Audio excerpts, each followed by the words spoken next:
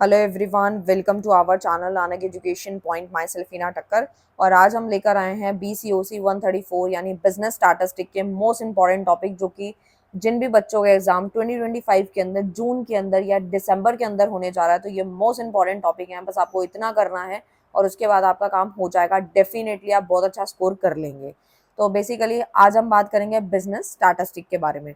तो सबसे पहले वीडियो के एंड तक बने रहना। मैं बताऊंगी कि प्रैक्टिकल क्वेश्चन कहाँ से बनेगा, थ्योरी कहाँ से बनेगा, कितना पढ़ना है, कितना नहीं पढ़ना। तो वीडियो के बिल्कुल एंड तक आपको बने रहना है।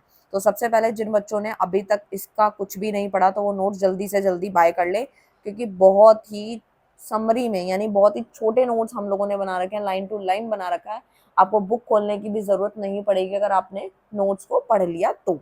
बाकी इट्स अप टू यू, अगर आप नोट्स नहीं लेना चाहते तो आप ज़रूर अपने नोट्स बनाएं, क्योंकि बहुत सारे बच्चे ऐसे होते हैं जो कि स्टार्टिंग में जो है इन चीज़ों को अवॉइड करते हैं, नोट्स नहीं बनाते हैं, प्रैक्टिस नहीं करते हैं और एंड में उनकी बैक आ जाती है। स्टिल आप लोगों को पूरा अपडेट रहना है, वन शॉट देखनी है बिजनेस स्टैटिस्टिक की, और वो बिल्कुल लेटेस्ट पैटर्न के अकॉर्डिंग बनी हुई है। सारे के सारे जितने वीडियोस बने हुए हैं वो आपके जितने भी लेटेस्ट सिलेबस के अकॉर्डिंग बने हुए हैं। आपको कोई टेंशन की बात नहीं है कि हाँ भाई वीडियो 8 महीने पहले का दिखा रहा है या 1 साल पहले का दिखा रहा है तो वो पुराना हो चुका है। ऐसा नहीं है। सिलेबस चेंज होने के बाद, टॉपिक चेंज होने के बाद ही वो वीडियो बनाया गया है। तो आप आराम से उसको देख सकते हो वन शॉट को, क्योंकि वो अभी रिसेंटली बना है।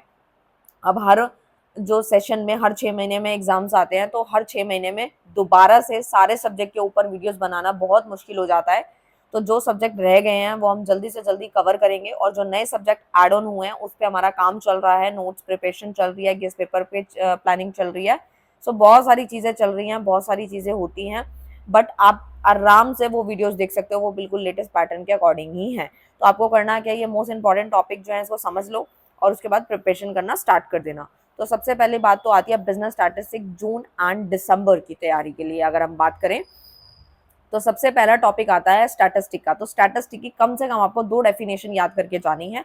फीचर और एडवांटेजेस आपको पढ़ के जाने हैं, ठीक है। अगर आपको एडवांटेजेस नहीं पढ़ने तो आप फीचर पढ़ लेना, उससे आप मेरिट एंड डीमेरिट्स खुद भी बना सकते हैं अगर आपको बनाने आते हैं तो। लेकिन डेफिनेशन जरूर करके जाएं। उसके बाद आता है difference between AM and HM। Very very important है। यानी कि जो आपका अर्थमेटिक मीन है, हार्मोनिक मीन है, इसका डिफरेंस कर लेना है। और कभी कभी GM का भी पूछ लेता है, तो आपको टाइप्स ऑफ मीन जो है उसको थोड़ा सा अच्छे से पढ़ लेना है और एक एक फॉर्मूला उसका देख लेना है। फिर आता है क्वार्टाइल। क्वार्टाइल कैलकुलेट करने को आता है। प्रैक्टिकल क्वेश्चन आपका क्वार्टाइल से बनता है, ठीक है। क्वार्टाइल से आपका बनेगा और मीन के कुछ क्वेश्चन भी प्रैक्टिकल से बनते हैं। तो आपको यहाँ पे थोड़ा सा ध्यान रखना है। और जो इंडेक्स नंबर है, फिशर वाला हो गया फॉर्मूला। तो इस तरीके से जो है आपको तैयारी करके जाना है प्रैक्टिकल के लिए जो तैयारी करेंगे। तो बहुत सारे बच्चे ऐसे हैं, वो ये सोचते हैं कि मैम सिर्फ थ्योरी पढ़ के क्या हम पास हो जाएंगे। तो मैं बता देती हूँ, आपको रिस्क नहीं लेना। एग्जामिनर पे डिपेंड करता है कि वो प्रैक्टिकल थ्योरी वैसे तो मिक्स आता है, बट कभी कभी मान लो कि ऐसा हो गया कि आपको जो है थ्योरी के क्वेश्चन कम आए हैं, प्रैक्टिकल ज़्यादा है, तो एटलीस्ट आपको 1 से 2 टॉपिक तो प्रैक्टिकल के तैयार करके जाने ही जाने हैं। नेक्स्ट आता है difference between correlation and regression. इसका डिफरेंस वेरी वेरी इंपॉर्टेंट है। अगर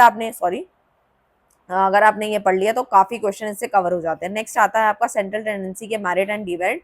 और इग्नू वाले स्टूडेंट जो हैं वो लोगों को जो प्रैक्टिकल क्वेश्चन, अगर अब हमने देखा सेंट्रल टेंडेंसी के अंदर मीन मीडियन मोड आता है, स्टिल ये लोग यहाँ पे मेरिट डिमेरिट इसके पूछ रहे हैं। यानी कि जो प्रैक्टिकल क्वेश्चन जहाँ से बनता है उसकी थ्योरी भी आपसे पूछी जा सकती है।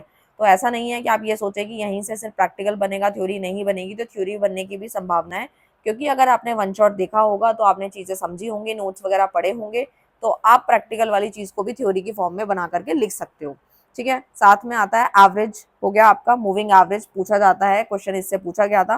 टाइम सीरीज हो गया और डिस्पर्जन हो गया, ठीक है।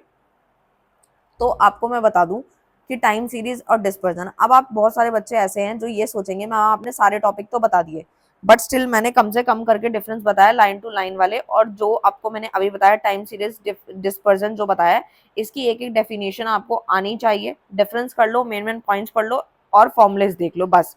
और कुछ करने की जरूरत नहीं है। और प्रैक्टिकल के लिए आप क्या कर सकते हैं, अपनी बुक के जो अंदर प्रैक्टिकल दिए हुए हैं 1 से 2 आप उसको प्रैक्टिस कर लें एग्जाम देने जाने से पहले, क्योंकि प्रैक्टिस करना मोस्ट इंपॉर्टेंट है। बिना प्रैक्टिस के अगर आप वहां सॉल्व करने बैठेंगे तो गड़बड़ होने का चांसेस हैं आपके, ठीक है।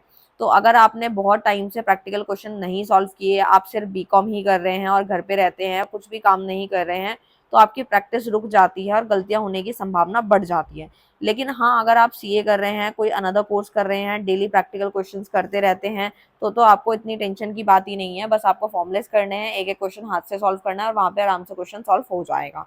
तो बेसिकली जो-जो मैंने आपको टॉपिक बताए, इनके बेसिक इंट्रोडक्शन आपको वन शॉट में मिल ही जाएँगे। पूरी वीडियो देख लेना और नोट्स पढ़ लेना। बस इतना काम कर लेना, आपको पास होने से कोई नहीं रोक सकता। और आपको अगर हार्ड कॉपी असाइनमेंट्स की चाहिए या फिर आपको रिलेटेड टू असाइनमेंट कोई भी क्वेरी है, तो आप कमेंट भी कर सकते हैं, नहीं तो आप इंस्टाग्राम पे या फिर व्हाट्सएप पे कनेक्ट कर सकते हैं। मिलते हैं नेक्स्ट वीडियो में नेक्स्ट टॉपिक के साथ, तब तक के लिए bye bye, thank you so much.